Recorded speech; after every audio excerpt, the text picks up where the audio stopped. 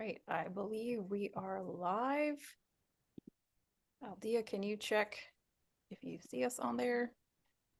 All We right, are awesome. live. Yay, first part done. Awesome. Um, Welcome everyone, and thank you for being here tonight for the Art of Movie Making Film Festival webinar series. Before we begin, I want to add to the outpouring of love and appreciation for Rob and Michelle Reiner. Rob and his family have played an integral role in my interest in film and TV, and we are so grateful for their positive influence on the industry.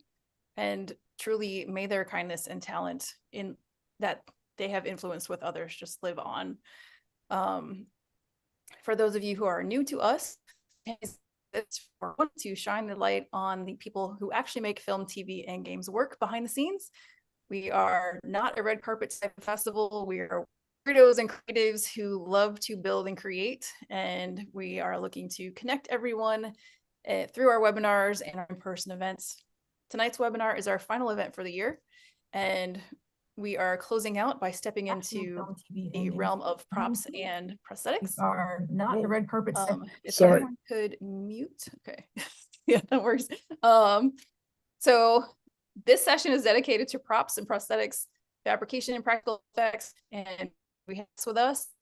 We are focused on the both sides of the work, the craft, the materials, but also the aspects of career and industry, where is it going, and those sorts of things. So they will fill us in on all of that. So each one of them is going to talk for about 20 minutes, and then we will have whatever time we have left up till 7:30 for Q&A. This is our first time doing YouTube Live, so bear with us as we manage the comments and figure out how to go back and forth with those. But Aldia is our creative director. I'm Laura Thorne, our executive producer, and she'll be monitoring the questions. So please, you can add them throughout the event, but we'll save them towards the end for actually asking the guests. So for after this event, the TAMMFF is taking a short pause. We are looking for funding and partners to help us improve our in-person events and add to the current offerings that we have. So stay tuned for that. While we're pausing, we are still continuing with our webinars and meetups. So please keep paying attention. And we are looking forward to announcing the new categories that we'll have when we do open up for next year, and including best stunts choreography, and also safe sets and a few others. So stay tuned for those details.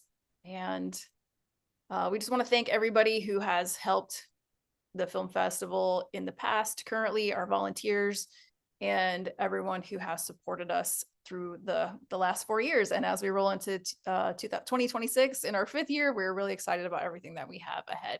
So for tonight, we have 3 speakers. Ethan Anderson is a Chicago-based sculptor, animator, and fabricator whose work spans film, television, commercials, and large-scale installations. His career includes collaborations with major brands and global recognition for dynamic, boundary-pushing work. So we are grateful to have him. Then after Ethan, we will hear from Kelsey Bonetta, is a Denver-based filmmaker and IATSE Local 7 member with a decade of experience in special effects makeup and filmmaking. She's worked on some really awesome projects, so I'll leave it to her to tell you about those. And she brings a rare perspective that bridges product design, makeup artistry, color grading, and hands-on experience across independent and professional productions. Glad to have her as well. And last but not least, as they say, Josh Turi is a 3-time Emmy Award-winning makeup artist and prosthetic designer with more than 3 decades in the industry. From Saturday Night Live to Marvel, Broadway to major film and television productions, Josh's work has shaped some of the most iconic characters and worlds on screen and stage. So get ready to be dazzled. These are some great guests. And so with that, Ethan, take it away. All right. Well, I'm Ethan Anderson, and I'm about to start screen sharing some images of what I got going on, just so you have a visual to go with the things I'm talking about. I do a whole lot of things, from stop motion animation to props to prosthetic to sculpture. So people always say that you should like find your niche so then you can really like focus on that and make that your career. But I don't know. My experience has been I've specialized in many different things, and then I've gotten many opportunities from having such a breadth of things that I'm able to do. And so that's just kind of how I've found work doing things that I love. And so hopefully that's exciting for people to hear because it was really annoying for me when I was starting, when people would say like, "Oh, you shouldn't do everything you love. You should do only one thing." So it's kind of nice that I'm able to do everything right now, at least. But this is a stop motion short that I produced and animated and, directed. It's called A Guest from Elsewhere. And so it's a 9-minute stop motion short. And it's been doing festivals all over the world. And it's been very exciting to, get recognition for something that I've been like kind of solely in charge of rather than usually I'm on projects where I'm, a very small piece of a very big puzzle. But this is a very exciting project. And so there's all sorts of fabrication that went into the puppets that, made up the characters of this film. So there's face replacement technology that I implemented. And so the way that works is these are all 3D printed face sculpts that I did. And then, I'm also in charge of painting and doing everything with that. And so it's a one way of doing stop motion animation. There's many different ways from silicone faces to, static faces to replacement mouths. But this is one of them. And so this is what I did for the one of the main puppets on the short. And then this is the other main puppet on that short. And it's like a totally different technology with this one. This is all mechanical in the face um, animation rather than things being replaced. It's all things that can move within this one sculpt.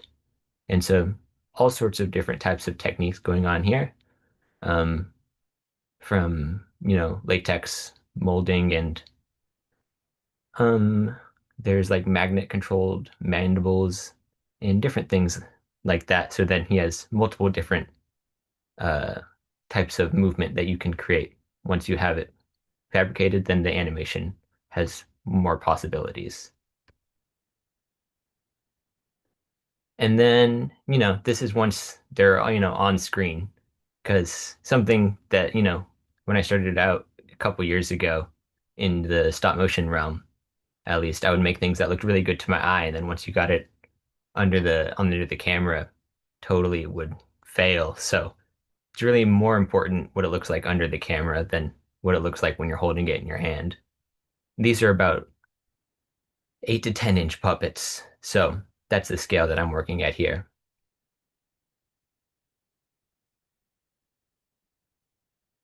And with those, they're often ball and socket armatures underneath the silicone or the foam for the body sculpts. And so this is what that looks like, the skeleton to the characters. And then on the right here, I have just a maquette of a character.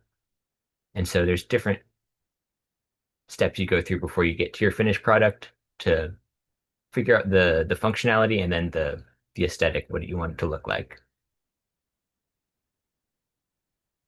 And then here are some other puppets that I've been working on recently. This is a dinosaur for a silly little, it's like a 1 minute animation that I've been working on.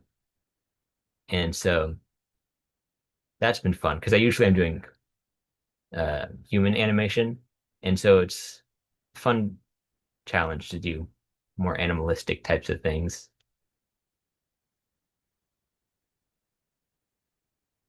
And then sometimes I get to do more prosthetic-y, costumey stuff. And this is for this feature film that's like a drag Frankenstein short.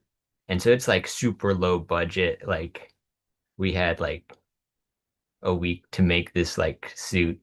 And they wanted it to be really like rough and kitschy, and they wanted to see all the seams and really emphasize, the theatricality of it. And I have not seen it yet, but it was pretty fun to work on. So, and then when I'm not doing shorts or stuff for movies, I do a lot of fabrication or animation for little commercials or social media advertisements and things like that. And so here's a couple of things. I've, had cool brand opportunities, which is good because they often will come back for other opportunities in the future. So that's why it's nice working with like big brands that you know, even though it's kind of scary because they have all the power. But this was a nice one. This was for March for Our Lives, and it was a really kind of a funny project where the concept was these it was like a satirical uh comedy short to promote March for Our Lives during the election cycle last year. And so what we did was we had to make all of these pull string dolls of Republican politicians. And so I wasn't in charge of any of the face sculpts, but I was in charge of the hair and the costuming and the animation for the short. And so we had to make like a line of like pull string dolls basically that then said, you know, very upsetting things about gun laws in the country. Um, but that was a fun project to work on, and you know, it's great to make a whole lot of little suits and ties. Kraft mac and cheese. This was for a commercial. I don't have any pictures of what I actually worked on. These were the uh, like the mock-ups that they sent me when we were working on this commercial because technically my job title was production designer and animator on it, but everything I worked on didn't actually make the final cut of the commercial. And the commercial is like a shot and then like an AI animation that they added, which is pretty annoying, but it's okay because, you know, I still got paid. So that's what really matters. But Kraft mac and cheese, it was like a pretty simple concept with like simple animation, which wasn't even really animation. It was mostly like in-camera movement, and then they like adjusted the frame rate to make it look like stop motion. But Kraft mac and cheese, everybody loves it. This was a really fun. This is one of more favorite things that I got to do these past couple months was this um, collaboration with Spotify and Lady Gaga for the Halloween season. And so I was in charge of doing this time lapse video and edit of me carving this Lady Gaga pumpkin for, you know, all of their socials or wherever else they posted it. I don't really know. But uh, it's great to carve pumpkins and to be able to take that niche, which I'm about to get into more in depth, and put that into these larger brand things that I'm able to work in now. All right, because now this part's pretty important, and this is like how I started kind of people are always wondering how do you like start getting opportunities before you have them, where do they and the answer is like who knows, like they can come from anywhere. You have to grab whatever you can get, but like any strange opportunity you have, you should take it because it can lead you to where you want to go. And so I started before I was doing animation or props or fabrication for any commercials or movies or shorts. I was doing pumpkin carving on reality television. And so first of all, I made some pretty cool stuff. Um, but being on like this was just like seasonal reality competition shows. This one's called Outrageous Pumpkins, which I, you know, absolutely adored, had a great production team. And it's you know, just it's a 5 episode series and I did 2 seasons of it. So I ended up having like 10 episodes. And each episode's like an hour. And so I ended up like being on TV a lot, talking about like myself and my art and things. And so this allowed me for a lot of people to see me and then for me to meet a lot of people through that production team and guest judges and things like that who would come on. And so just making little connections from like any weird opportunity you can get ends up, you know, like I met there's a an SFX house here in Chicago called Kozar Studios, and Anthony Kozar is the head of that, and he was a guest judge on one episode of this pumpkin carving show. Who knew? He was called like last second, and then we connected, and then I ended up being able to meet him and be able to work in practical effects for big budget things. Like who knew that this opportunity can come from that opportunity, and so just anything can happen from anything. So here's some behind the scenes stuff of us on the pumpkin show. We ruined the cameras, but it was all in the name of good reality television.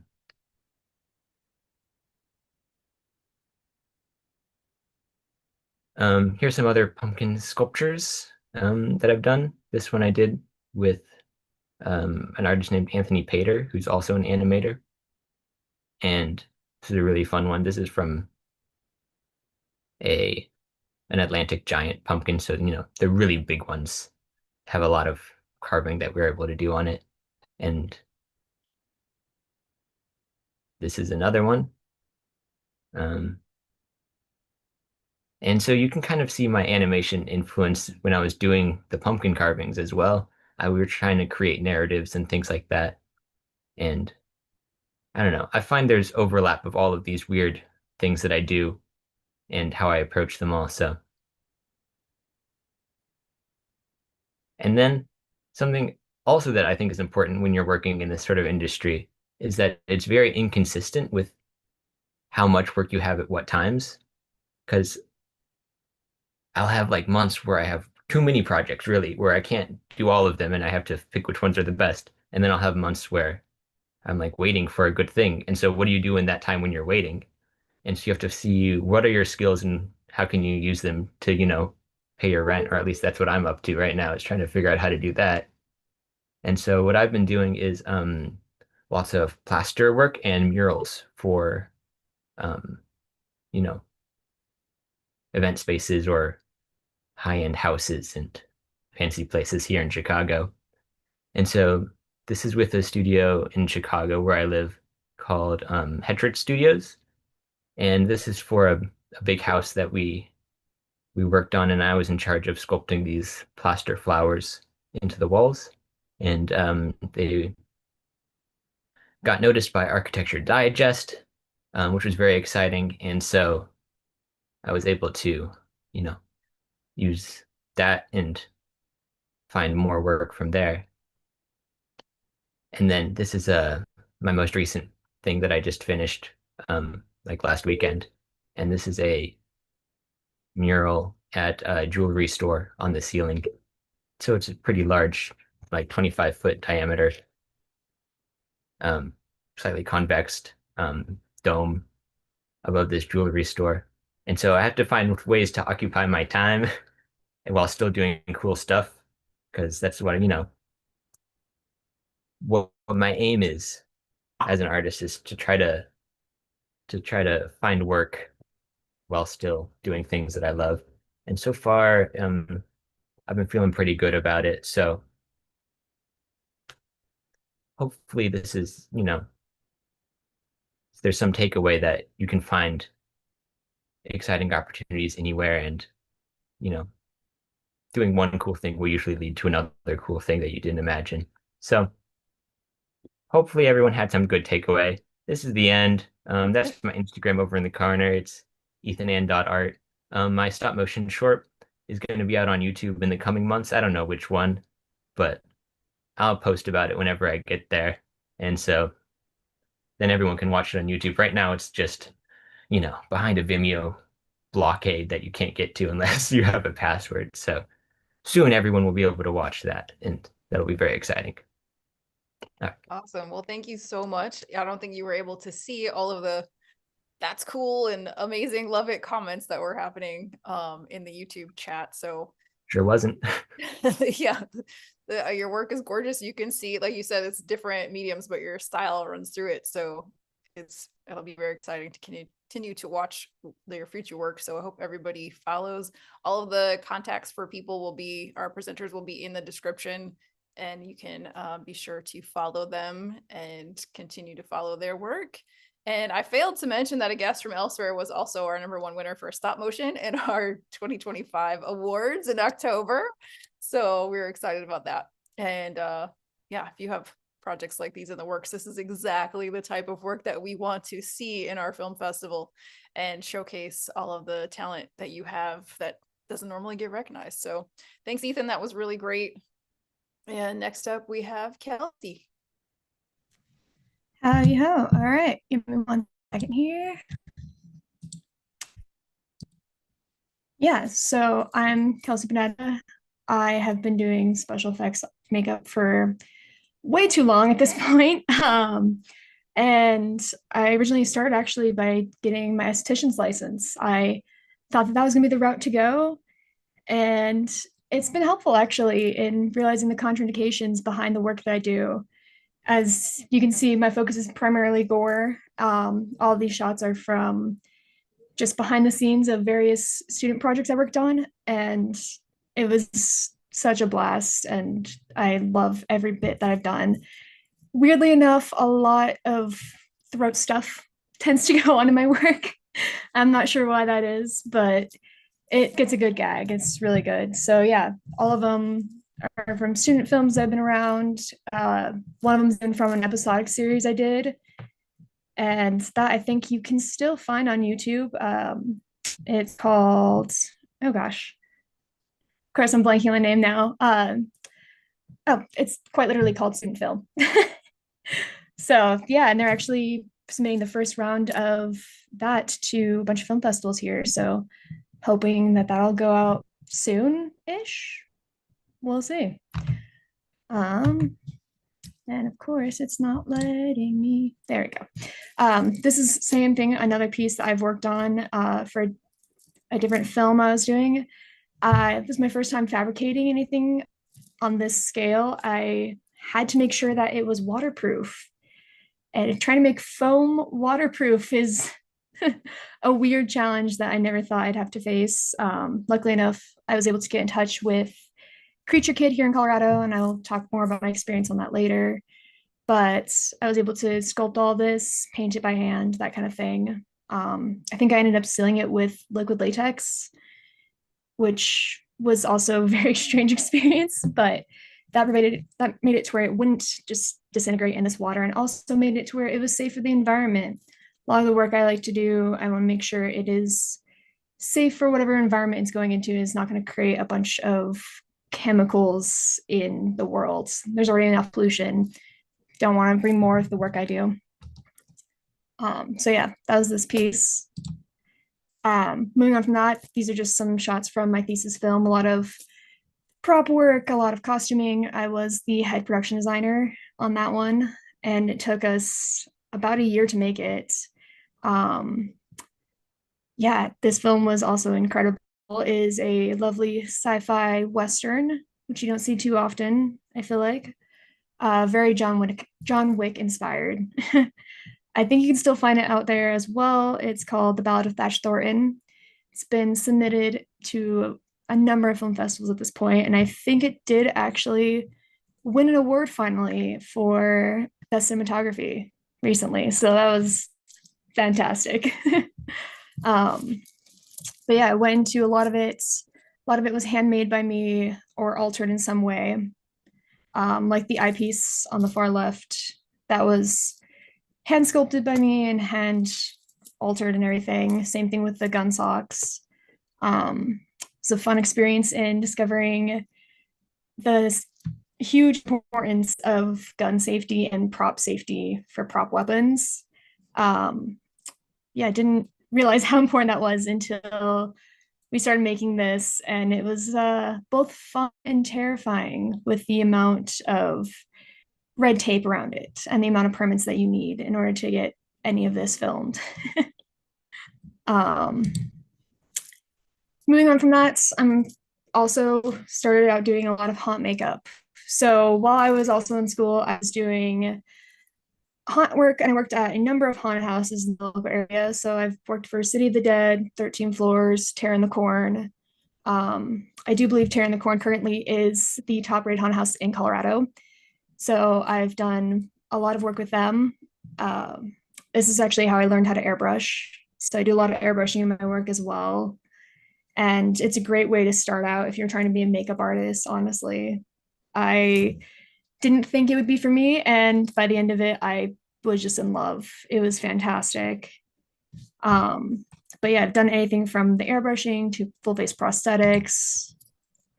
Again, a lot of it is just gory. Yeah, no, that was a really interesting time. And I love everybody I worked with. Honestly, I would love to go back as well. It's just kind of tough with my current work schedule. But yeah, some more stuff from, I think that was actually 13 floors, just practice work, that kind of thing. Moving on to Creature Kid. Yeah, I worked with him for a while as well. Again, that was a very, very happy accident in I needed that head to not sink and disintegrate in water. And luckily enough, someone I knew happened to know Creature Kid. So reached out to him, and happily enough, he was just looking for interns. So I interned with him for about 4 months there. I learned an insane amount. I actually worked on some of the zombies in Onyx the Fortuitous, his film. I am terrible because I don't remember the name of the film at all, but I worked with him on that. I've also worked on a couple pieces for Meat Canyon, which is a wild experience and I kind of forget about sometimes. But yeah, he was kind of the guy that taught me about mold making and the process of foam latex and stuff like that. So that was really cool and a lot of fun. And he's an amazing artist here in Colorado. I still work with him every now and then, at least in terms of what to do for how I charge my own stuff. He's helped me out with that a lot. And then I guess kind of just Stephen said, stuff to pay the bills. Currently, I am working at Casa Bonita. I joined there about a year ago. It is a very strange place.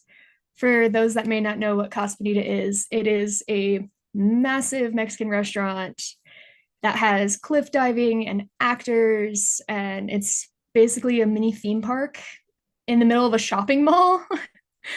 It is a very weird place to work, but that's where I currently work. I not only help out with the theater a lot, but I've also helped with like working on the gorilla Moko, his hands, because they've been kind of falling apart as recent days. So we've been working on switching them over to silicone from latex and that kind of thing.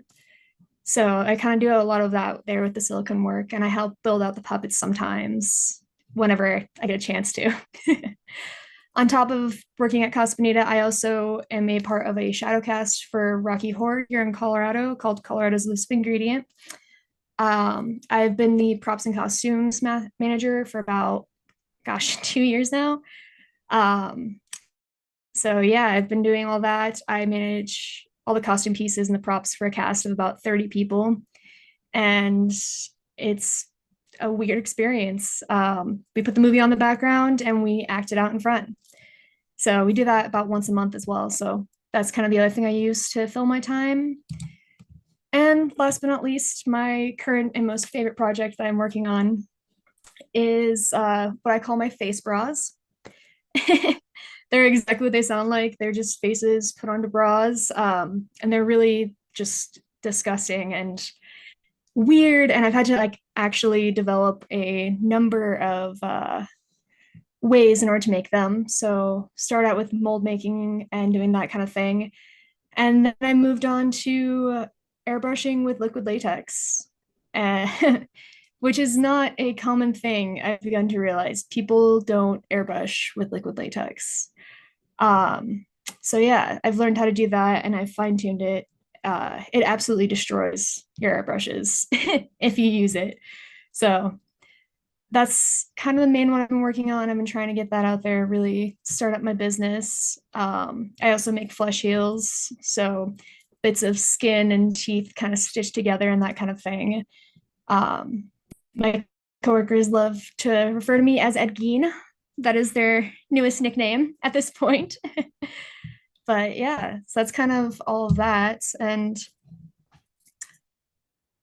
stop sharing here. But yeah, as for anyone trying to get into this business, all I can say is just start doing a bunch of random things and seeing what sticks. That's what I've done pretty much my entire life. And I can't imagine doing anything else. I also helps to be a jack of all trades. So just try things and see what happens. Reach out to people. You'd be surprised by how many people are willing to help out and support and get you going where you need to go. So yeah. Sorry, that was a little under time there. Well, thank you so much. That is awesome. I had the pleasure of visiting Casa Bonita earlier this year. One of my best friends lives in Denver, and everything is hyped up to be absolutely magical. So I wish I had known you were there then. You might have been there when I was there, but I'm sure I'll be back. It was very cool, like pulling into the shopping parking lot. You're like, what? It's so awesome. But anyway, your work is amazing and super talented and creative, and that we love all of that. Like, we have a gore makeup category. If this is the sort of thing you're into and you make things like this for film, TV, or games, submit it. We want to see it. And last but not least, we have Josh Turi with well, I'll let you tell him tell you. Go for it. Dear, I don't know why I'm here. You guys called me. I'm just chilling. No. You're up for the next 15 to 20 minutes. So go. Well, thanks for having me. My name is Josh, and I am a prosthetic designer and special effects makeup artist. I've been doing this 35 years. I'm one of the old guys. I was on set in the late 80s, and we went and just kept going. But I'm doing this for a long time because of the love I have for this weird art that we do. And it is a weird art, but that's what's so cool about it. It's weird and it's interesting and it's off kilter. And I love the fact that there's still people out there interested in it that are coming up, and the younger people are still into it, because it's just such a source of pride with us. So I just love to see that it's still out there, it's still active, it's changing, it's changing a lot. But that's good, things need to evolve, I came from the world of mortician's wax and cotton and latex and tissue paper and oatmeal. And I'm now, digitally scanning and printing and doing all that. So it's a very interesting climb that we've done. But anyway, I was always a monster kid. I was one of those little kids that was always into monster movies and putting models together. And I loved characters. I always joke, I say, everything that got me beat up in elementary school is really cool now. I was a monster kid, a comic book kid, all that stuff. And all that stuff's really cool now. But when I was a kid, we had something called the 4:30 movie. I grew up in New Jersey. I'm still here. On Channel 7, we had the 4:30 movie every day. We only had 3 channels, guys. So the 4:30 movie was exactly that. It was a movie every day, but they would do theme weeks. So every now and then they would do Monster Week.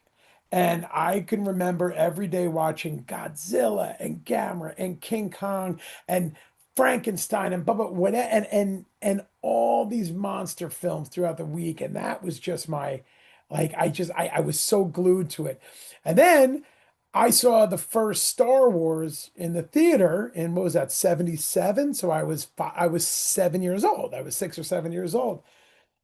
And to this day, I remember seeing the cantina sequence and going, look at all these monsters and alien, look, what? And it was a fascination that just always bit into me. So we go a little forward, and when I was about 9 years old, I was lucky enough. My mother was a caterer, and a friend of hers was working on a film, and they said, "Hey, we need somebody to come out and feed a crew. You want to come out?" So my mother said, "Yeah." So I ended up going to set with her one night, and I saw this makeup artist working. He was putting cuts on people's faces, and I was fascinated. I sat there and I watched this man work. And he thought I was an extra. And he goes, "Get in the chair, kid." I was like, "All right." And I sat in the chair and he put a latex cut on my cheek. And you know what's stupid? Is I should have grabbed it. It's on one of my shelves back there. I still have it. That thing is from, I was 9, so that was 80. That was 79 or 80. He put this cut on my cheek. The director thought it was cool and they made me lay in a pile and I was a dead body for 20 minutes. But I was 9 years old. So that was my first introduction to it being makeup and knowing the term makeup. And from that point forward, I went to a local costume shop and I bought a little 5-color makeup palette with a book and painted my face blue. And, thank God I had an older brother who let me put all sorts of weird colors on his face and stuff like that. And that started my love of makeup. And I just started going to the library and looking up that word. I started getting books and finding magazines. And then when I found things like Fangoria magazine and Famous Monsters, these are the things that started opening my eyes to worlds. There was no zooming in on pictures back then. So I was that kid that looking through Fangoria would see, they would show a picture of somebody's shop. And I had magnifying glasses trying to see what was on their workbench, trying to see what that spray can was. So if I could figure out what he had on his bench, well, then I should have that. So, and that's how I just progressed and I learned and again started finding books, and I would go look up the word makeup, and it was just, that's how I got rolling in it. And then eventually, like I said, and then I started, my first life cast I ever did was on my older brother, locked his eyebrows in it, took a beating for that one, but what are you going to do? I think I was 14. I didn't read ahead enough about the Vaseline and the eyebrows. But for me, it was just practice, reading about it, learning about it, and doing it, and doing it, and doing it. I'm not a natural born artist in any way, shape, or form. There's a million people that are insanely better than me, but I also look, there's a million people that are worse than me. It's just, people always say, "Oh, it's great. You must have a lot of fun being an artist." And I say, I don't kind of look at that. I look at myself as a tradesman that happens to work in art. That's just the way I look at it. I'm a craftsperson or I'm a tradesman. If other people want to say I'm an artist, fine, but I don't refer to me as that. I just say I'm a tradesman that I happen to work in art. But so better and better and better and better and got better and practice. And what I did was, I found out that film school students had to do thesis films. So everybody that was in film school had to do a thesis film, and they needed stuff. So I went, oh. So I didn't even have a driver's license yet. I had my mom drive me around Manhattan, and I made homemade little business cards that said J Turi effects, makeup effects, blah, blah. And I went to NYU and pinned it to their corkboard. Went to the School of Visual Arts, pinned it. And I went to Columbia, NYU, Bubba, and I just went through New York. And again, there was no internet or anything. So I pinned my business card to every notice board. And I started getting calls from seniors. "Hey, we got to kill a guy for my film. You want to do it?" "Sure." And, you weren't getting paid. There was no money, but they would throw you $50 or something, enough that I could go buy a bottle of latex, or I could buy a bottle of paint, or I could buy a bottle of that. So with each student film I did, I was able to buy another material. And then that's where I learned. I learned that was the first time I did a makeup and put it in front of a camera and realized how bad my makeup was, because that was the first time I saw it on film. But that taught me. So every time I screwed up a makeup, it taught me, and I just went, and I became like the king of student films for a while, and I loved it, man. I just, I cut my teeth on it, up until the point that I did a student film probably 20 years ago again. I was like, I got a call, and I'm like, whatever, let's do it. It's just because we love what we do. So from there, I ended up just working, building a little bit of a portfolio, and I found the name of this shop owner in Brooklyn, and I sent him my portfolio, which was garbage at the time. I mean, it truly was, but it was good enough that he offered me an internship. And I call that internship my college. I went to college for 2 years for him, and I worked for free. He threw buckets of UltraCal at my head. I had, the older guys kicking me in the ass, things like that. But I learned. I swept the floor and I scrubbed plaster buckets for 2 years, and that was college. Because as I was scraping plaster buckets and taking lunch orders, I was hanging out with the mold makers. I was hanging out with the sculptors. I was hanging out with those guys, hanging out with them and learning and learning. And then the day comes and my boss comes down and goes, "Hey, we got to make a gallon of blood. Go make a gallon of blood." And I went, "Oh, okay. Do you have the formula?" He's like, "What? No formula. You prick your finger, you match the color, go make the blood." And I'm like, "Okay." So there I am, an hour later, all of my fingers bleeding. I'm covered in blood, trying to mix colors, this and that. And him and the other shop foreman come out laughing their asses off, and they throw the formula on the table and they go, "Welcome to the shop." And so that was kind of my initiation. And as I'm sitting there now bleeding from both hands and this and that. So then from there, they let me make a mold. And then they let me run foam latex one day, and they let me bum bum bum, to eventually I ended up being that guy's right hand man and being his shop supervisor, sculpting, molding, and running appliances for him. That man was, I mean, his name was Tim Considine. He died a few years ago. He was a really cool artist. We did all these trauma movies together, and if you don't know what trauma is, we did Toxic Avenger 3, Toxic Avenger 4, Class of Nukem High 2, Sergeant Kabuki Man, Death by Temptation, all these really over the top, low budget gore fests. And I just went and I built and I built and I built and I didn't sleep. And I slept in my truck trying to go from one job to the other. And I just ran and ran. And that's the secret to this business is the second you slow down, there's 50 people behind you trying to take your job. So you need to work longer, faster, harder, and better than everybody else. It's just the only way to do it. So I was working, building a portfolio. I'm now 10, 12 years into doing this. I get a phone call from NBC one day that they got my card from a supply house and they want to interview me for a Saturday Night Live. And I had been doing movies and I had been doing TV. I wasn't union. And I went in and interviewed for SNL, and that was 99. And I interviewed for SNL and I got the job, and I was there 15 years.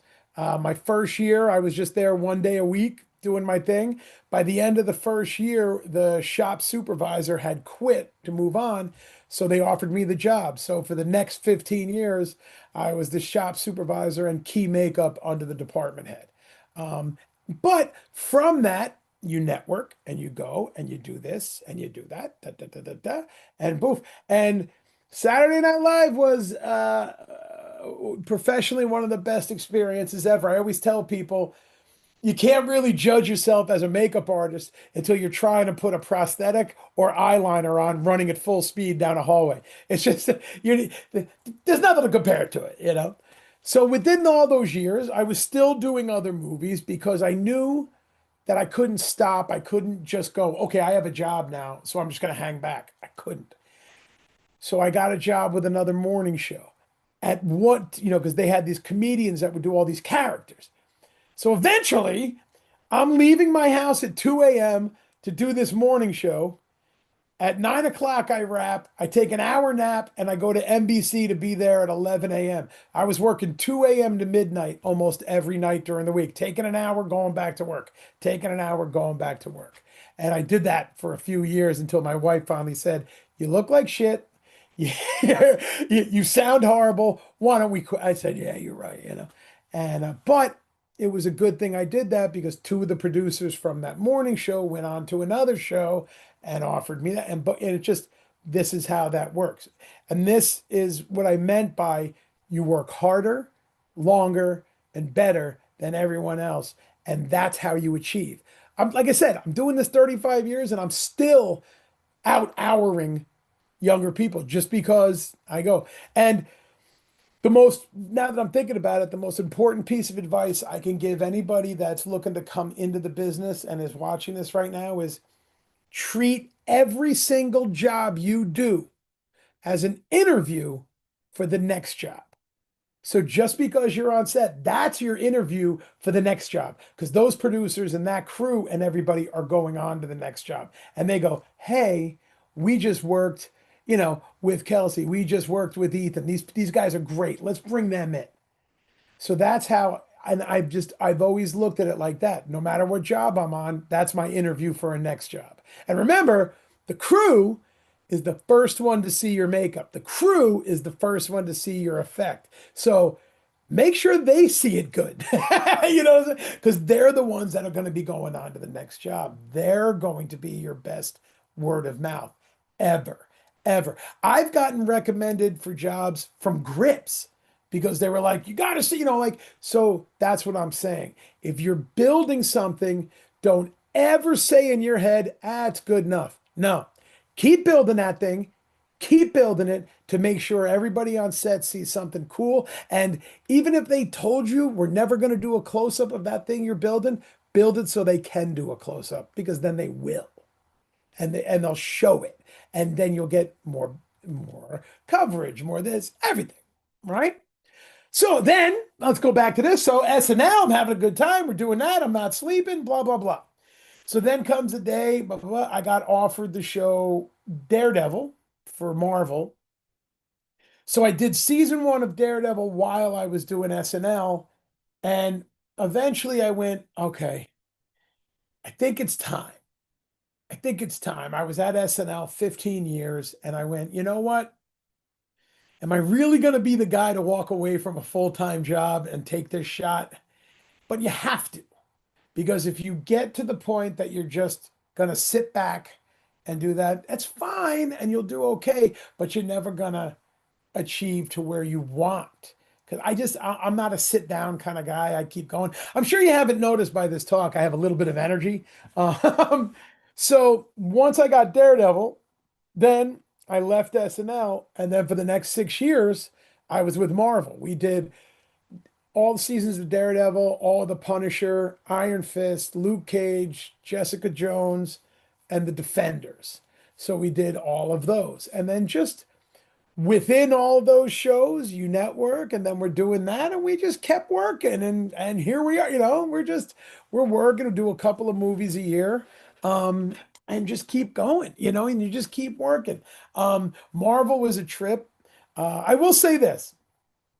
Film, the differences from film to TV to theater are extreme. Even though we're doing makeups for all of them, the differences in design, execution, and application and fabrication are completely different. I also do a lot of theater. Right now, I build the prosthetics for Harry Potter and the Cursed Child, Death Becomes Her, the new Phantom of the Opera that's on Broadway, Lion King, Grey House, a bunch of Broadway shows. So being able to bring Broadway in is a lot of fun. But again, totally different. So a makeup that I build for TV or for episodic is going to be slightly different than a makeup that I'm building for film. How? Well, usually for episodic, I have 7 days to build an episode. But within that 7 days that we're getting ready to shoot an episode, we're shooting another episode. So every 7 days, we're shooting an episode. Shooting. But in the time that we're shooting that episode, we're building the next episode and reading the script for another episode. So that's how it churns. So I've only got like those 7 to 8 days to churn this stuff out. So TV, you have to learn where to cut a corner, when not to cut a corner, and how to design things for speed, for application, and to not limit what the final look is. Film, we usually have a little more pre-pro time. Like we just did, I'll give you a film that I did years ago, a few years ago called Jules. I'll show you the picture of my little alien in a minute. Like we had 4 months pre-production for that to sculpt and build everything. But that's where film is different. That's why film, we can sculpt a little longer, a little more intricate, a little more detailed, a little more this because we know we have that time. TV, we're like, just cut it there, mold it, mold that thing, let's go. You know what I'm saying? So there's a lot of like, and theater is totally different. So most of the time with theater, you're building prosthetics to be used multiple times. So these pieces, except for the new Phantom of the Opera, which is called Masquerade, because it's an immersive experience and people are walking through it, they're this close to the Phantom, they're in the scenes. Like the audience is in the scenes. We had to use encapsulated prosthetics. So the Phantoms have new prosthetics every day. So it's just a regular piece. So we're doing 50 prosthetics a week for that show that we're just churning out. But usually for like Harry Potter and all the other shows, we put that on. Like Harry Potter, the Voldemort mask that we build is a pullover mask, and they use 8 a month.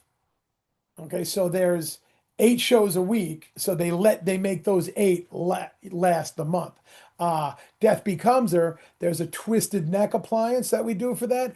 That twisted neck sometimes goes 4 or 5 months with using it. It's built to do that. So theater's an even different experience where it's like those prosthetics are used over and over, and we still sculpt the way we would sculpt, but like the pore texture, anatomy, and things that I sculpt for theater are different than film. Film's going to do a close-up. For theater, I need somebody in the top row of the balcony to be able to see it, so it's bigger, it's bolder. It's when I paint a vein, for film, we're doing hair strokes for that. For theater, I'm using a 1-inch brush, and I'm painting a vein because it needs to be seen by the guy in the back row. However, we also have a lot of tricky things that theater does with lighting. So if you ever saw something that we painted for like the Voldemort mask that we paint, you'd be like, why is there orange on that thing? And why does it look like there's polka dots? Well, it's because of the lights they're using on stage. And when you see it, it looks like Voldemort. So those are the things you got to like. So film to episodic to theater are all very different, very different. But that's the fun. That's the challenge. That's that's where learning your craft is not just about makeup. Learning your craft is about learning your materials. What can that material do? What can latex do? What can silicone do? What can epoxy do? Do I really need to go that technical with this? Or can I get a roll of duct tape, some Twizzlers, and some cotton, and we'll make that work? That's the real talent in this business, is knowing your materials, knowing what they can do and what you can produce with those materials. And to make your life easy. You're the one that hopefully is going to be applying this stuff on set. So don't make something so bad that you're just going to kill yourself and it's not going to work. And also, when you're designing a makeup and when you're getting ready to build it, remember, there's a person under there. There's going to be this actor under there that they have to do a full day of work when you're done gluing stuff to them. So try not to design an 8-hour makeup. I mean, if it's unavoidable, it's unavoidable. But like, I'll show you the picture of the alien. She's got 11 prosthetics on her. We got that down to 3 hours because we knew she still had a 12-hour day ahead of her. I could show you a little, where is it? I'll do a share. I just learned how to do this because, I'm all cool and stuff. Hold on a second here. You're going to have to give me a second. I'm that guy. Boom, boom, boom. Okay, so if I click on this, right? And then I come back to you and hit share. And then I go like that and I hit share. Can you guys see it? Yeah. So this is from the movie Jules. Obviously, we were shooting this during the pandemic because I have my mask on. But that makeup is torso appliances, back appliances, hand appliances, a cowl, neck, and face, and top of the feet pieces. So that makeup was designed that, sure, we could have built a suit and it would have not really worked. So I decided to do it in pieces. But we could have designed more pieces, but then that would have been a 7-hour makeup, and then we don't have any time to shoot. Plus, we also got to think about removal. So we got the removal down to an hour. Plus, you also have to think about, how is my actor going to go to the bathroom in this makeup? How is my actor going to eat in this makeup? All of those design points are what guide you to that finished look. And every makeup you design you do is going to be different. Even if it's the same makeup you've done, if you did a zombie 52 times, they're all going to be different. That makeup, because you're going to design that different for that situation. This is the way this one is shooting, so we built it like this. This is how this one is shooting, so we built it like that. And the other piece of advice I can give you if you're trying to become a makeup artist or a prosthetic makeup artist is, don't get precious about your creation. And here's what I'm going to tell you. The biggest mistake and I did it too when I was younger. It's like I build this thing, then I'm like, oh, you gotta, and then, because a lot of times when you get to set, they're gonna be like, cool, shoot it once and we're gone. And you're like, realize they're hiring you. You're a hired gun. You're there to facilitate them. Your job is to make what the writer and director want to see in front of that camera and guide them. If they say, well, we want this orange thing, you say, well, understand, but sometimes orange, if it's monotone, blah, blah, blah, blah, this is what it'll do to your lens flare. This is what lights do. Okay. And then they'll say, oh, that's a good call. So make it orange and blue. And even if you don't want to paint it blue, sorry, you're getting paid to paint it blue, you paint it blue. That's your job. But you're also there, like I said, to guide them and say, I like that idea, but here's how I think it'll work better. There's a lot of stuff that we do that, that's the way they want it to look. Okay, cool. But you still have fun building it, because that's your job. It's a good time. But what I mean by also don't get precious is, I have an entire storage unit full of stuff that we spent months building that never got filmed. It's just what happens. There's stuff from The Punisher that never saw the light of day just because we ran out of time during the day. I have bodies that were supposed to be shot on camera and we just ran out of time, and they were like, forget it. And you lose it. So you see, and so you could either go, this sucks, or you go, what are you gonna do? Check cleared, going home, But that's the fun about this business is, I find for me, the best part that wakes me up every day is that creation. I love to create, I love to make, I love to build, but I love being around creative people. I'm a collaborator kind of guy. I love being in a room of artists. They're artists. I love being in a room with them and going, hey, what do you think? If we do this, what if we take that, put it in here and do that?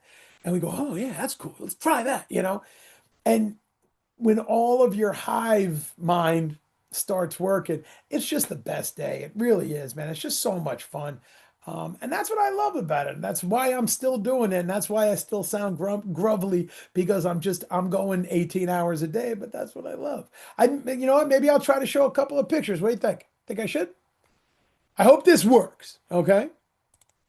So here's what I'm going to do. Can I shuffle through them? So okay, so this is from a show called Happy.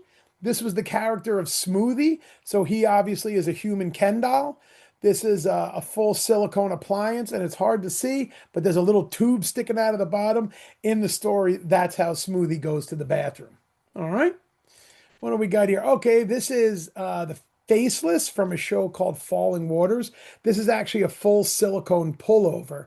So what you can't see is in the left eye, we actually have a hole in the left eye so the stunt performer can see that visual effects just colored over later on. Because these guys had to do different actions, so we couldn't totally blind them. They had to have a little bit of sight.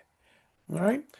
These are lab rats we did for a show called Dr. Dept.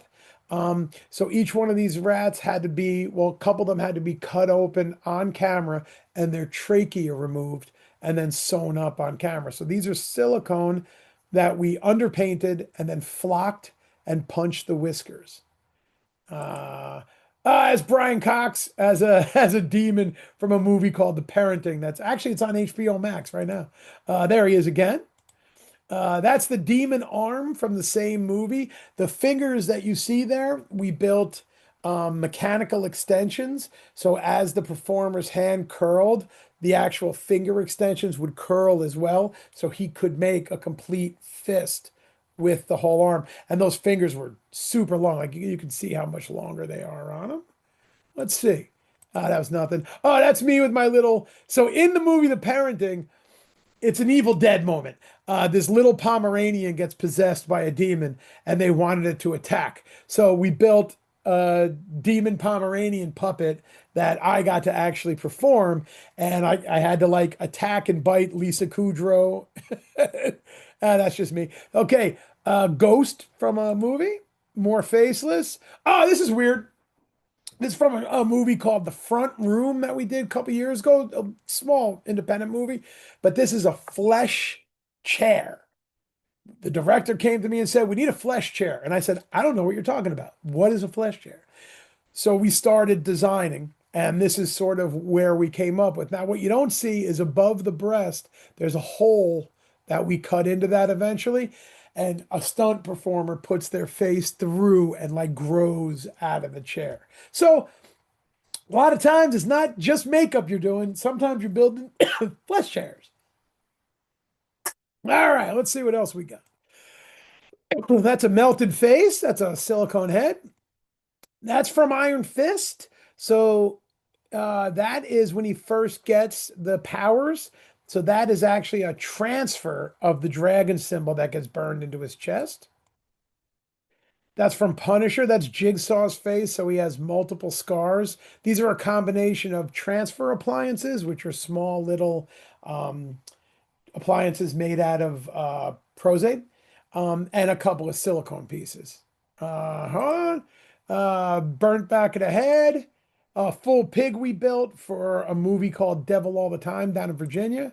Demon dog. That's me working on the Punisher. So there's John Bernthal and so we got the Punisher and Jigsaw. That's the night. That's the finale of the show. That's the night they killed each other. Rats. Oh, this is an android that we did for a show. Ghost. Oh, so that's me doing a spinal operation on the character of Bullseye from Daredevil. So we had to do we removed his spine. That's me looking quite happy at work, as you can tell. You know, pig that. Oh, we did a pilot for Channel 11, whatever, called Brides. It was the Brides of Frankenstein, but it was weird. It was like not Frankenstein, Dracula. I mean, it was like Dracula met Sex in the City. It just didn't work, but we had fun working on it. It was a good time. That again, demon arm, trying to see if there's anything that's the face. Oh, this is a fully skinned guy from the show Happy. So this is a full silicone suit with then facial appliances to boot. So that was all sculpted on the body cast of him. Happy. I don't think there's anything else in there that you want to see. Oh, this is cool. I'll share that too. I don't know if you can you see that? Is that still sharing? So this is a full body we built for the show Dr. Death for one of the characters, and they get totally emaciated. And if you see this line right here on camera, that can open up and we remove the trachea out of the chest. It was kind of fun. I don't know. That's just some silly stuff. Figured I'd show you some stuff. Yeah, man. The best part about what we do, how do I make this bigger again? I'm like, there we go. The best part about what we do is, like I said, on a daily basis, we get to work with creative people. We get to create and just meet fun people. And I love it. I love it. And it's not easy. Like I said, it's 18, 20-hour days, some days, but It's just, you just go, you go right now. I'll give you a little about that. So we just, last year we did a show called The Terror that's coming out on AMC next year. We built all these devils and things like that that are cool for it. I'm working on a show right now called Recap, where, oh, I got to show you a picture from Recap really quick. Hold on a second. We built this really cool scarecrow.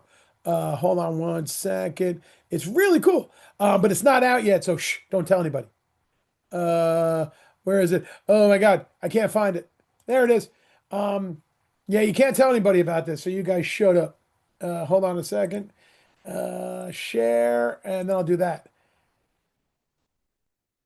So there it is. So we built this like really cool little scarecrow that we just did for it, but you find out halfway through the show that in the eye here, which we 3D printed this symbol, there's a camera behind it, and the scarecrow is watching everybody. And it's kind of cool and creepy and fun.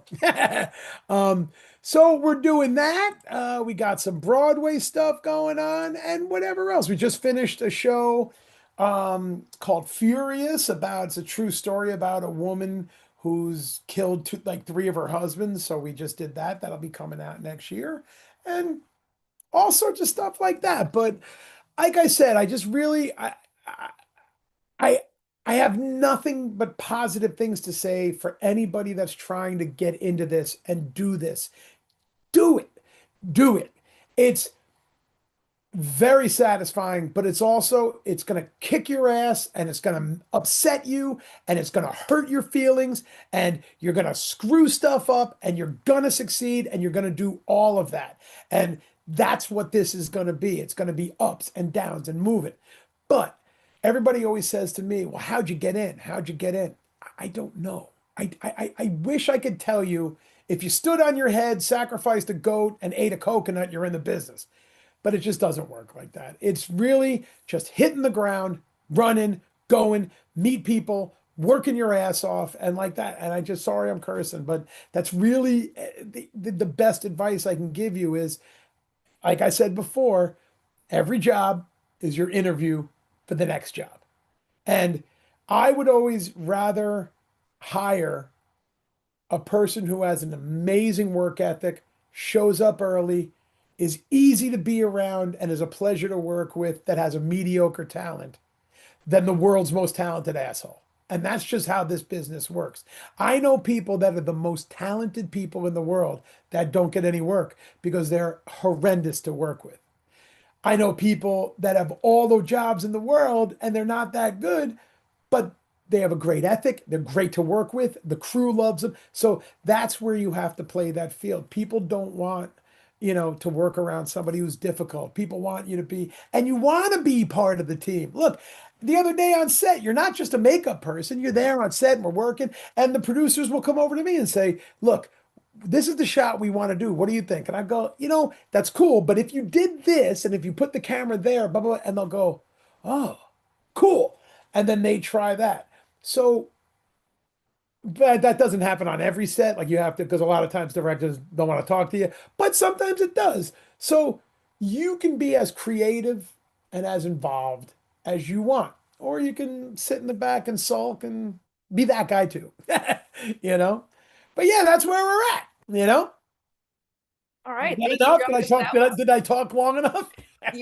It was perfect. And all of those projects are amazing. When I met you, so shout out to New Jersey Film Expo. They had the that was first one fun. last year, and that's where I met Josh.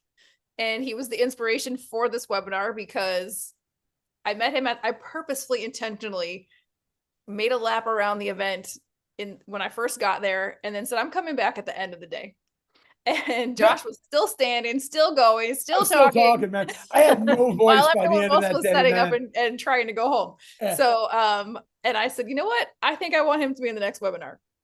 So, and I'm glad I'm here. This was awesome. Yeah, it finally happened. So these other cool people, Colorado and Chicago. This is awesome, man. Yes, Ethan and Kelsey, amazing work too. And this is all of what the Art of Movie Making Film Festival is about. It's about the craft that we are the only film festival, kind of what Josh is talking about. You can submit a craft film. We just want to see your art. So if you've been working on projects that aren't going anywhere, or you're working on projects and they haven't submitted to film festivals, you can submit your work to us in however it came. We're evaluating your work, not the film and the directors and producers. So thank you again for being here. Josh, where can people get in touch with you? I guess, okay, so Instagram is just Josh Turi Makeup. And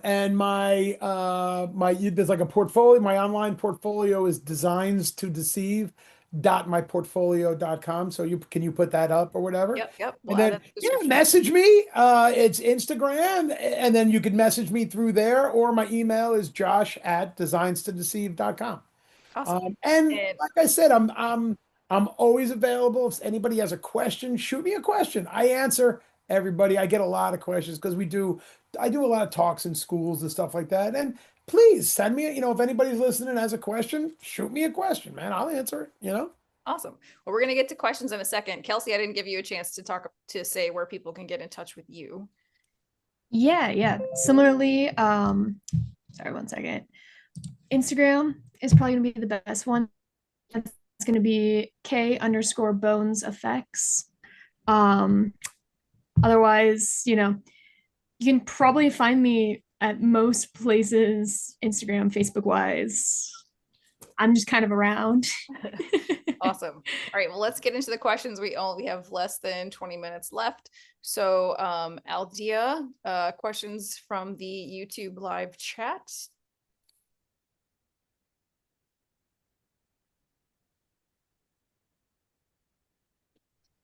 Hello.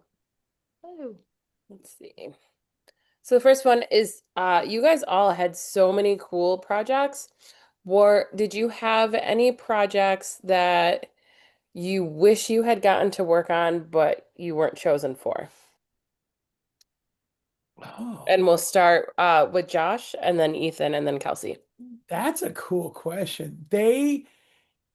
You're gonna laugh, but they just finished shooting the prequel series to Friday the 13th. It's called Crystal Lake, and I've always been a huge Friday the 13th guy. As a matter of fact, it's shot right here in Jersey. When I was a kid, my uncle did the music, blah blah blah, and I was like, oh man. So I sent the book out to that, and I knew the producer, and we talked, but the other producer had somebody else in mind for it, and I was like, it's cool, and that was something that would have been like, that would have been fun to do that makeup on a little Jason or something. That would have been fun. But then I heard all the stories that it was all nights in the most humid summer we had, and this and that. So I was good. I'm good. Not working on it. I'm fine. But to be honest with you, you get projects, you don't get projects. The amount of projects you don't get sometimes outweighs the projects you get. So sometimes you don't get to think about that, but that would have been one to be fun. But you know what? But I didn't get that one, but I ended up on this other cool one building a cool scarecrow. So what are you gonna do?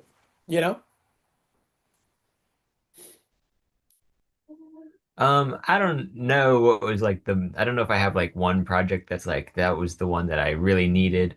I kind of go into whenever I'm like interviewing for a project, I don't usually think I'm gonna get it, so I don't have too much Great way to think about it about it. Just because there's so many things that are always happening that if you don't get one project, it means you're gonna be available for whatever the next project is that, comes by. And so that's kind of the perspective I have.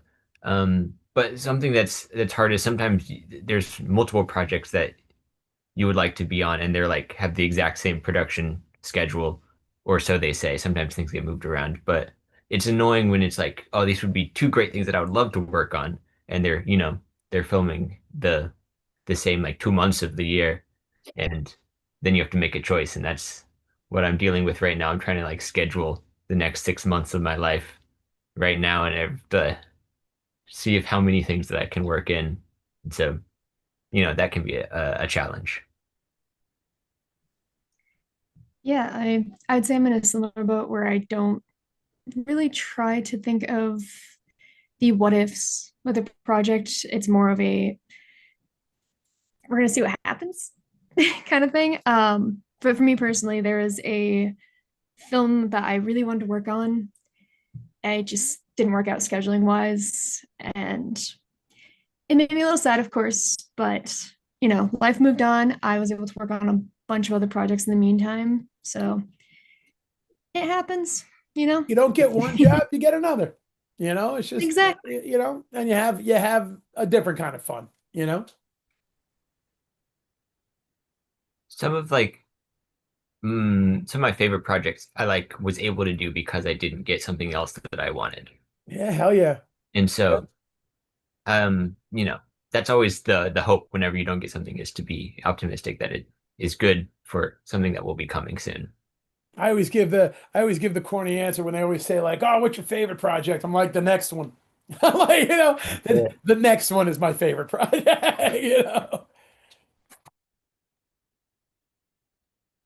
Well, that's awesome. Thank you guys so much.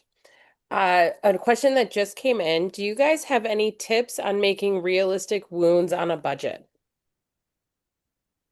Yeah. Yeah. See, a lot of I'm sorry, guys. If you guys want to go ahead. No? Okay. So wounds are going to be one of those things that are like the bread and butter. Okay. So bullet holes, wounds, scratches, things like that. That's all the stuff that like we just make and pump out. And every job that comes in, I'll go put a bullet hole on this guy, go put a wound on that guy, go put a wound, blah, blah. And you can make, your days and stuff just jumping on set, putting a wound on somebody. So ways to pump out easy wounds. Yeah. Materials are gonna cost you what they cost you, and it's just what it is. But the biggest mistake I see young people making is they go, "Well, I just don't have the money. I have to come up with a different way." Well, let's think about that. If you take $100 and you get some clay and, you get a, piece of something like piece of fiberglass, piece of not fiberglass, a piece of linoleum or something, and I sculpt wound sheets. So like an 8x10 sheet that has a few cuts, a bullet hole, scratch. So this way you're not wasting that board. You're putting multiples on it, and then make a mold of that. And that mold, sure, maybe cost you another $100. So this is you're spending a couple of dollars. However, by the time you're done, you have a mold that has wounds in it. That mold you now have forever. So that mold you can just continually pump wounds out of. So the next time you get a call for a job that has a wound, well, you have the mold. So you just go pump one out. So you saved the money making a new one. So when people always ask me, well, how do I do it on a budget? I always say, have it, So don't ever talk yourself out of spending $20, because that $20 you spend is going to save you money later on, because you're going to repeatedly have that. You're going to repeat it. Another mistake I see is like people are like, well, I'm just going to buy a prosthetic on the internet for that job because there's just no time. Well, if you make it, you have it, and then you can have it again and have it again, and you don't have to buy it, and you don't have to buy it, and you own it. But if you're literally talking about wounds on a budget, I mean, building them directly on the person is a way to go, using bondos and, waxes and things like that, but they're just not going to last. The same amount of material, the same amount of money you're going to spend buying, like silicone components that you could build on the skin, you can sculpt one and make a quick mold, and make bondo transfers. Bondo transfers are a very simple way to make a wound, and you don't need a shop. You can do them in your kitchen. You could do them in your mom's kitchen. You could do them anywhere. And that's a great way to save money. But my advice is to always make that mold, because then you own it. And then you can continue to charge for that on the next job, the next job. And this is how you start making money. And this is how you start making money. I don't know if that answered your question, but I tried. I just said, don't be afraid, to spend $20, because it'll make you money down the line.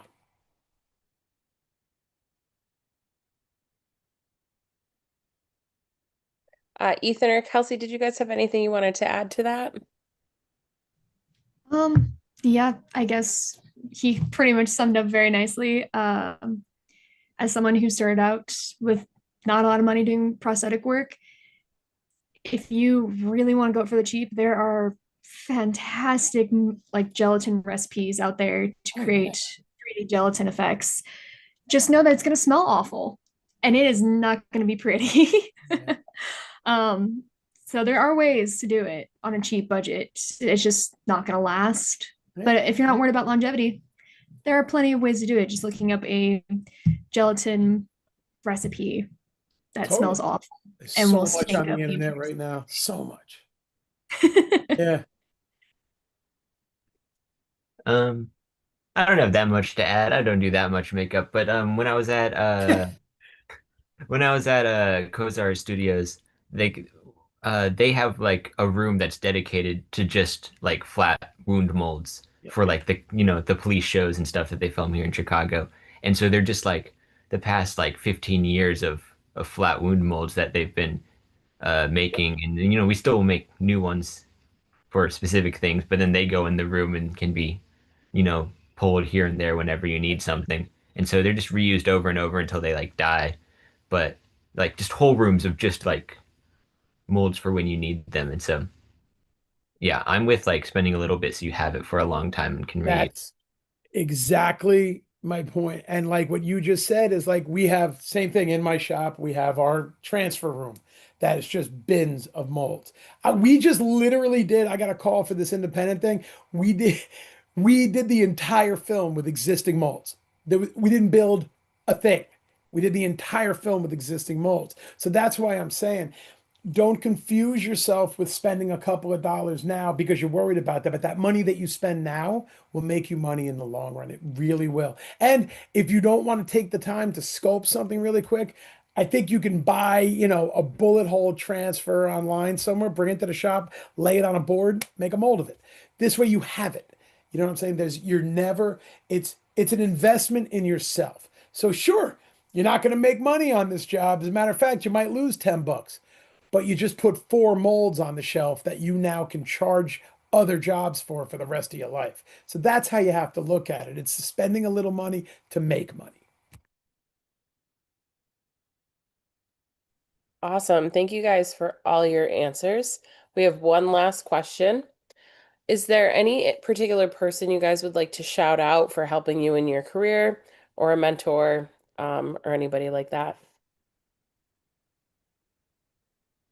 Well, for me, I'll go to with that story I told at the beginning to this man by the name of Tim Considine. He took a shot on a 16-year-old Josh and let me scrub plaster buckets in his shop for a couple years. So I'll shout out Tim, man. The poor guy passed away a few years ago. He couldn't stop drinking, so that's what got him. But he really got me started. He really got me rolling, and yeah, so I'm gonna shout out to him, but then I'm gonna shout out to every single artist I've ever worked with from that point because I've gotten inspiration from everyone I've ever worked for.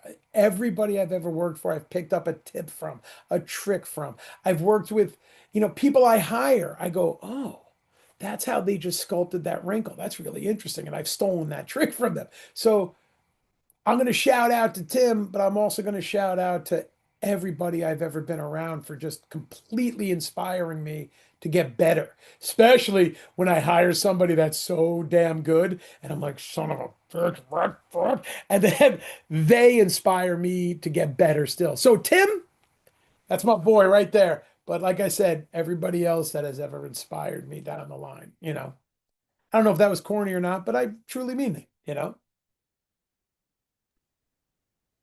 If I'm gonna shout out like one person, at least for me right now, I'm thinking of he's an animator, director, and filmmaker named Michael Granberry. He's out of Portland right now, and he's been working in stop motion and whatnot for some time. But we've been good friends for a little bit now, and he's been really helping me, start to understand how the industry works when you're in like this kind of niche style of animation that I've been working in. And he has a short film called Le Bet, and it is we're hoping for an Oscar nomination and Oscar win for short film this year for Best Animated Short. So everyone check out that. It's on YouTube now, and Vimeo top pick and all those types of things. So big ups, Michael Granberry. Yeah, he rocks. Only going to interrupt for a second because thank you for that. That is how we connected, was through Michael Granberry, because we were the first ones to show Libet, and it is amazing. And we are totally for it. Let's have it win. That's It is amazing. amazing. So thank you for that. That's my guy. That's my guy. Incredible. Yeah, for me personally, it's a little cheesy, but it's definitely my best friend and roommate, Ari White. The crazy things that they do on a daily basis genuinely inspires me. And they've kind of kept me sane through not only college, but also just all the little things I do on a day-to-day basis. They are such a huge supporter and I love them so much. And I really couldn't imagine doing what I'm doing now without them. That's awesome. That's That is awesome. awesome. This is a great way to end the webinar. Thank you guys so much, Josh, Ethan, and Kelsey, for being here and sharing all of your knowledge. Thanks and for having us. This was and cool, man. creativity. This was Oh, awesome. this is Thank the best. you. We love doing this stuff. Thank you, Aldia, for moderating, and OG. Hey, OG. Oh, he's our events coordinator. He has Thanks, his own, OG. his And own LB. project. Thank you guys that- for being that's here. You guys coming are out. awesome. Yeah, so thank you everyone. This is amazing. This is what the Art of Movie Making Film Festival is all about. People behind the scenes and their creativity and their contributions that we just don't see or hear enough about. So stay tuned for future webinars and for our announcements of when we will start accepting submissions again. If you know anyone who would want to partner support, let us know. We're always looking for sponsors and other partners to help us keep going. And happy holidays and happy new year to everyone. We're excited for 2026. I guess like and subscribe, help us out with that. Follow us on Instagram, and we will drop everybody else's the presenters information into the description. But we're gonna wrap up right on time here. Thank you everyone who dropped in and stayed. And then if you are watching this, please share. We would like to make sure that everyone sees this great work. And thank you again for everyone coming.